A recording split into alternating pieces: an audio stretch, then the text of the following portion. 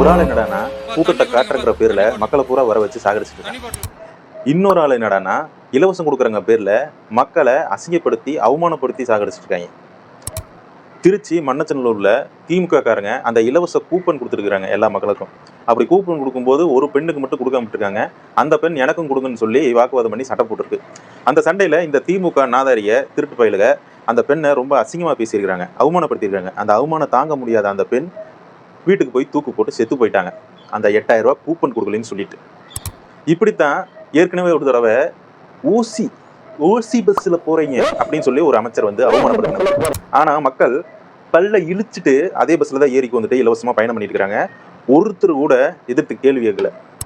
எங்களுக்கு இலவச பஸ் வேணாம், நல்ல தரமான பஸ் கொடுங்க, நாங்க காசு கொடுத்துட்டு நியாயமான அந்த பஸ்ஸுக்கு டிக்கெட்டுக்கு உண்டான காசு கொடுத்துட்டு போறோன்ட்டு ஒரு மக்கள் கூட எதிர்த்து பேசல. இப்படி இருக்கும்போது உங்களுக்கு எப்படி அவமானம் இல்லாத ஒரு அரசியல் இங்க நடக்கும்? கண்டிப்பா எல்லா இடத்துலயுமே இந்த அரசியல்வாதிகள் உங்களை அவமானப்படுத்திட்டே தான் இருப்பானுங்க. அதை நீங்க பார்த்துட்டே தான் இருக்கணும்.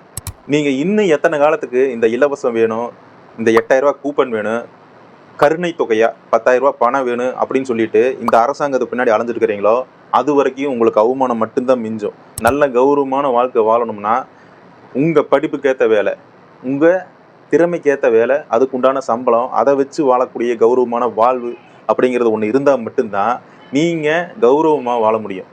அதைய முதல் மனசுல வச்சுட்டு யாருக்கு ஓட்டு போடணும் அப்படிங்கிற எண்ணத்தை மனசுல வளங்க. மறுபடியும் இந்த இலவசத்தை நம்பி போய் உங்களையும் நீங்களே அசிங்கப்படுத்திக்கிறத விட தயவு செய்து கௌரவமா இப்படி வாழ்றதுங்கிறத புரிஞ்சுக்குங்க. இந்த எஸ்ஐஆரால யாரு பாதிக்கப்பட்டாங்களே இல்லையோ, நான் பாதிக்கப்பட்டுட்டேன். என்னுடைய ஓட்டு அந்த வாக்காளர் அடையாள அட்டையிலேருந்து நீக்கப்பட்டுருச்சு. என்னால் இந்த எலெக்ஷனில் ஓட்டு போட முடியாது.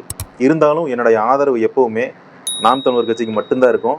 என்னால் ஒரு 10 பேர் மனம் மாறி சரியான அரசியலுக்கு ஓட்டு செலுத்தினாங்கன்னா, விவசாய சின்னத்துக்கு ஓட்டு செலுத்தினாங்கன்னா, அதுவே எனக்கு மிகப்பெரிய பொறுப்பாகவும் கடமையாகவும் இருக்கும். அதுவே எனக்கு பெரிய சந்தோஷமாகவும் இருக்குன்னு நான் நினைக்கிறேன். தமிழ்தாய் வாழ்க, தலைவர் பிரபாகரன் வாழ்க, நாம் தமிழர். நன்றி, வணக்கம்.